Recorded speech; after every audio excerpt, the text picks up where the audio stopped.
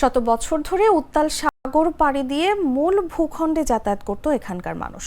কখনো কোমর পানি, কখনো হাঁটু পানি মারিয়ে ফিরতে হতো বিচ্ছিন্ন দ্বীপবাসীর।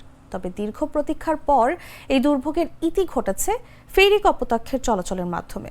এদিকে বাঁশবাড়িয়া ফেরিঘাটে ফেরিতে ওঠার রাস্তা জোয়ারের পানিতে প্রায় সময় ডুবে থাকে। এতে করে গাড়ি না উঠতে পারে, নির্দিষ্ট সময়ে ফেরি ছাড়তে পারে না। গুপ্তছড়া ঘাটেও বৃষ্টির কারণে সড়ক কর্দমাক্ত হওয়ায় গাড়ি চলাচলে কিছুটা বেগ পেতে দেখা গেছে।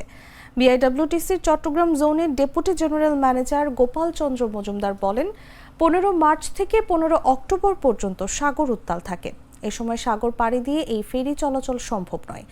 এটির সাগর পাড়ি দেওয়ার সক্ষমতা নেই। এখন এই ফেরি চালালে যে কোনো সময় বড় ধরনের দুর্ঘটনা ঘটতে পারে। তাই এ সময় ফেরি চলাচল বন্ধ রাখতে সরকারকে জানানো হয়েছে। সরকারি নির্দেশনা এলে যে কোনো সময় ফেরি চলাচল বন্ধ করে দেয়া হবে।